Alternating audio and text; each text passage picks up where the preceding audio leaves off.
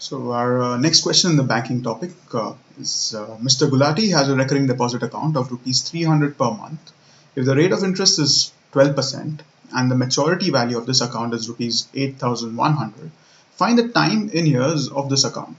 Alright, so again, let's start by noting the given information. We know he's depositing rupees 300 per month, so that's our monthly installment, or P, which is rupees 3,000. The rate of interest is 12%, so R is equal to 12%, and the maturity value of this account is 8,100 rupees. So maturity value is equal to rupees 8,100. We need to find the time for which the account is held, which is basically the maturity period. So N is equal to how many years is what they've asked us. Okay, so once again, let's just we've got just one formula in this chapter mainly that we're going to use, and let's just remind ourselves of that formula again.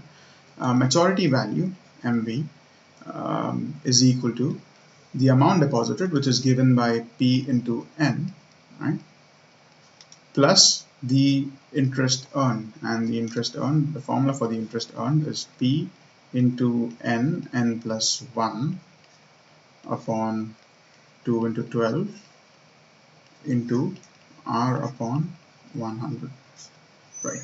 So there we have it, the given information and the formula that we need to use. Let's just plug in all the values into the formula and try to solve it after that. So maturity value is 8,100 rupees.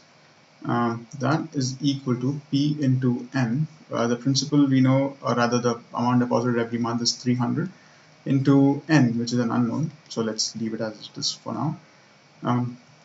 Plus the interest, so plugging in the values for that, P we know is 300 rupees into N is unknown, so N plus 1, that remains as an unknown, divided by 2 into 12 into the rate of interest we know is 12%, so 12 upon 100.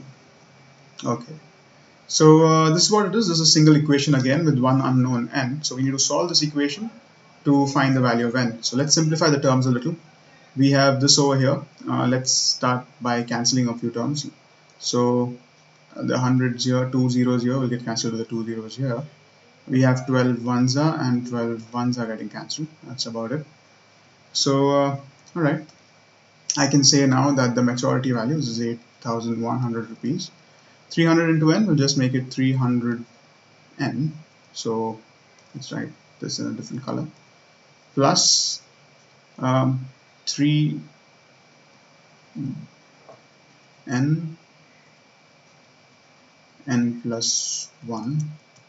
Alright, N plus 1 entire thing upon 2. So let's continue with the simplification.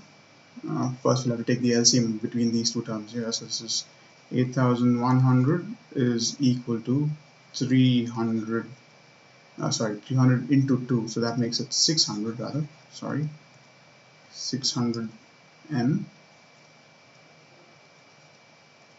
plus, let's expand this bracket here, so that becomes 3 times N square plus 3 times of N, yeah? The entire thing divided by 2. For the simplification, we'll take the 2 from this to the other side, so I get 8,100 into 2, which is equal to, we'll add these two, 600 and 600 plus 3, so that makes it 603 N plus 3 N square. Now as you guys are seeing, we are somewhat getting a quadratic equation here. Just before that, let's divide the entire equation by 3 to simplify matters.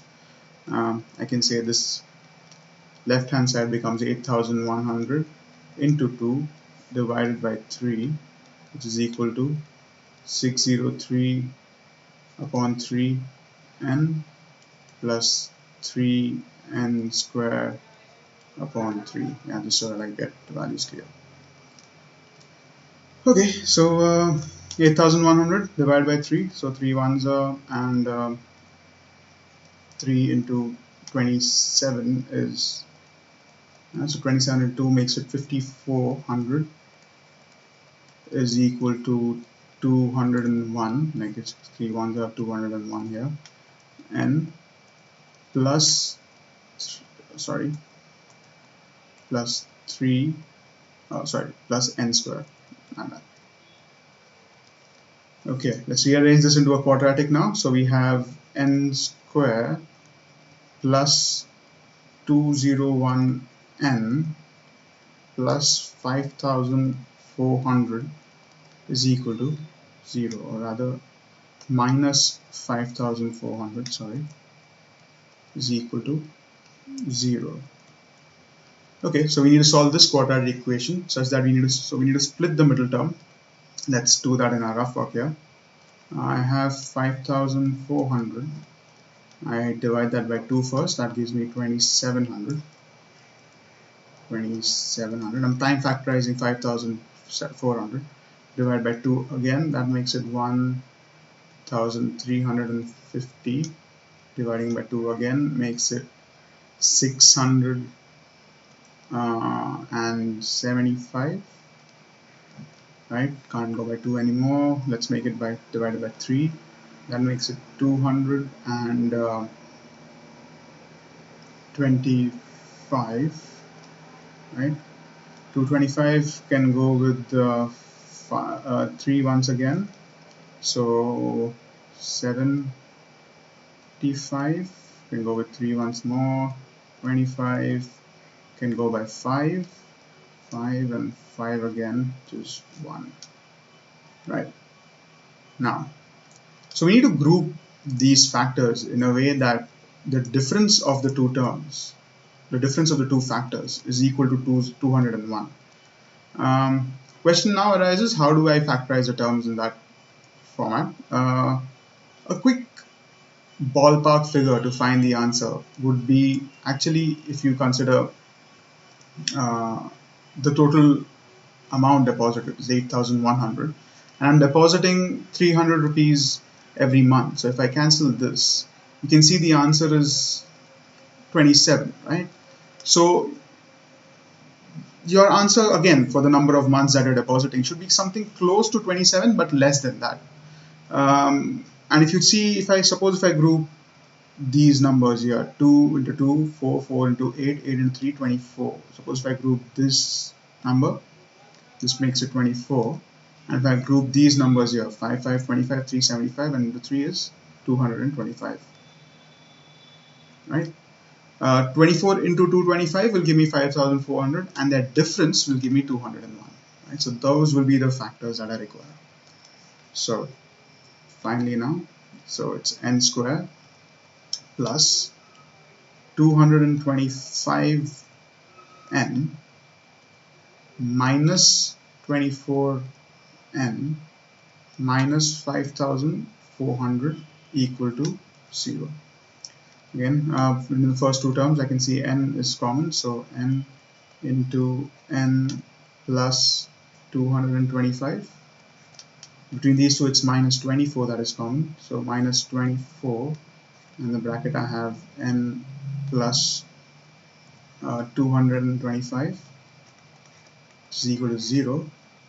So this makes it n plus 225 and n minus, let's keep the same color code, and n minus 24 equal to 0.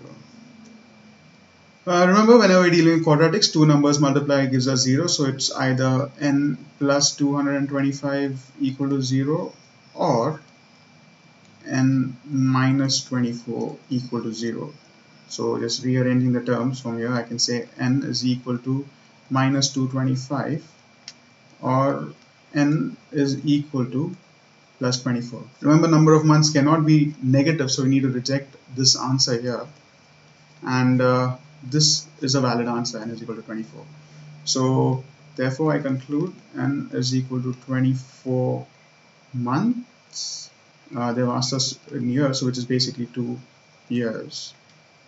Right. So let's write our final answer now as a statement. Uh, the time the time for which the recurring deposit account is held,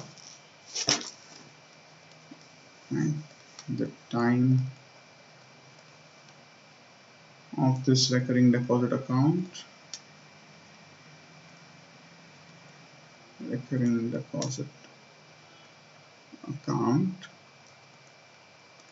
is 2 years. Right, so that's our final answer. Let's put that in our answer rectangle.